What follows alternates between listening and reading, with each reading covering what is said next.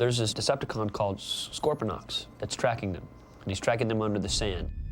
It's Jaws, but it's in the desert. And we were actually looking through one of the books of all the characters, and we kind of went to, hey, there's a scorpion in the desert. And Scorponok is perfect, too, because he's also sort of different than the other Decepticons. He doesn't particularly turn into a vehicle or whatever. His form is very much about the environment. The Scorpion is great for the desert, and it's sort of a good, shout out to the fans of like Beast Wars, and some of the incarnations of Transformers are a little bit more animal-based than vehicle-based. In pre-production, they built all these animatics, so they know anything that has a lot of actiony stuff, or there's Transformers coming through, or you're being chased by one, or whatever it is. They have these animatics built, the computerized sort of animation of the scene before they even shoot it. Scorponok was one of the ones that we, in the department, animated completely in 3D. I wanted to have the notion of these components from the Sea Stallion helicopter, which is basically what he is birthed from. So he has these kind of Sea Stallion helicopter components to him, and the turbines for his hands, and I wanted to see how these things could turn, and how that he could dig in and then shoot the sand out the exhaust. All those things we developed in the department because we thought it was just a bitchin' looking scorpion.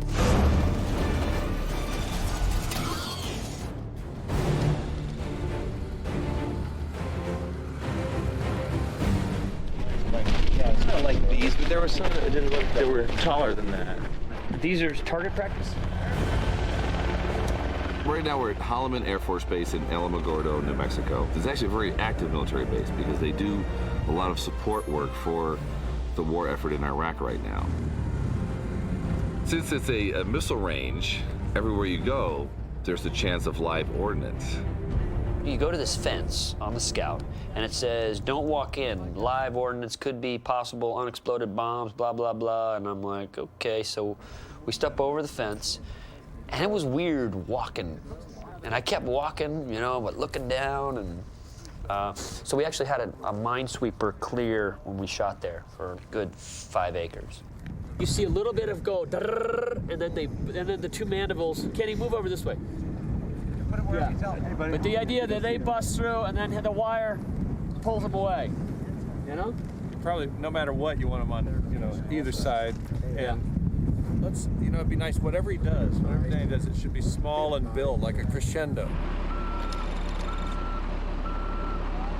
We are on Holloman Missile Range. Don't pick up anything with a red tip or that looks like a bomb.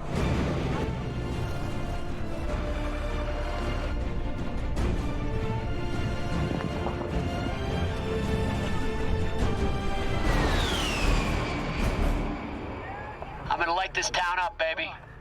Ready! In New Mexico, we all had a really good time. We blew up hundreds and hundreds of pounds of black powder and thousands of feet of primer cord. So there's where I told you about wetting it down, the chunk. You see the chunks in there, Michael? Good. We had primer cord, which can take down a tree or destroy a car. It's a little like rope-like explosive. I had them lay out like 200 of these strands so that they can fire it on a millisecond thing where it's like, it makes it look kind of like a wave coming at you. They put the high explosives on, then they put just carpet on top of it, and then they put sand on top of the carpet. And when this was ignited in a sequential order, the carpet just lifted up and it bounced the sand high enough. And it gave Michael the exact look that he wanted. Hands up! Cut. How was that, Dave? Pretty good. Huh? Good. Were you still in it when it was falling? Yes, sir. Oh, good. Thank you. There were a lot of bombs, a lot of explosions, a lot of strafe hits. There were people flying through the air. We had guys on ratchets.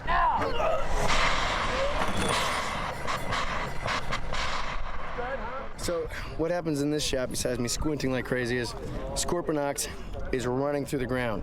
Do. Of course, I'm not the smartest ranger, so I'm looking around. He's right behind me.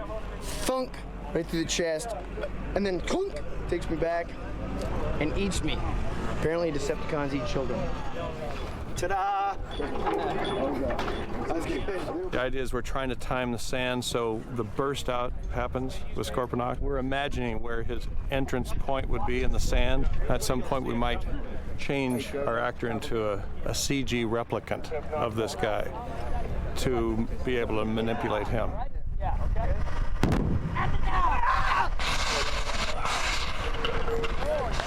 That was cool. That was cool.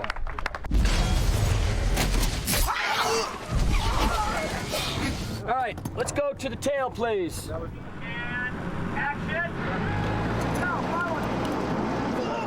Michael wanted a Scorponok's tail slithering through the sand. We just made a whole track right out of plywood where it actually had a groove in it. They put the lightweight plastic down, and then you put a razor blade in front of it, and as Scorpion is going through it, it just cuts that path. Anybody? Something, little piece. All right, guys, I'm going to show you an animatic what we're doing. It's a pretty cool shot. It's a trailer shot we're doing right now. Hey, watch this. It's the one where he jumps out. So I need you running. It's right on you. You know what I'm saying? So you've got to have that in your faces. All right? Trailer shot. See? Trailer shot. Which camera am I running towards, Mike? You're running towards that umbrella, guys. That umbrella is where we're running, all right? But the actors, they had to run, and I'm like, Tyrese, don't trip, because that's a real explosive. If it goes off, you better run. All right, y'all. This is it, Jack. The trailer. Full throttle. I mean, this is more heroic.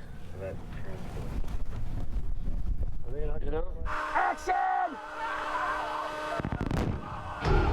That fear on their face was them being real. And I said, just remember to, at one point, to look back and look up.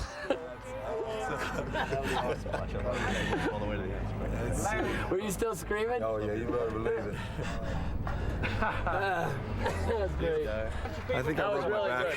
good. Did you get anything? That's how we do it, baby.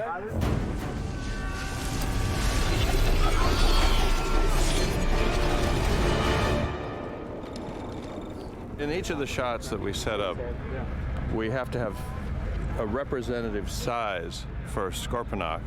We want to mark where this is, where the trench is. This is the island sphere. Gives us a lighting reference for every environment that we're in. It helps the artist back at ILM to correctly place all the reference lights and shadows and kind of match everything and make it look like it sits back in the plate. 3, 2, 1, action. You can see in the plate we had really good elements to start with in this case. And anybody that works in CG knows that sand is one of those things that you just, the minute you hear that, you start to think, oh, you know, the particle work that's involved with sand can really drag out. You can see in this plate right here, as these primer cord elements go off, we get this nice plume of sand here. And what we've done is taken that same thing, left it in the plate, and added our robot inside there and sort of buried him in depth. And then as he comes forward, we reveal more and more of him.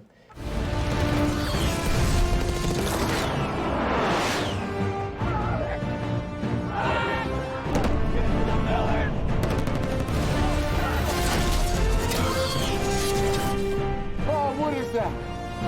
You know, it's not a bad job.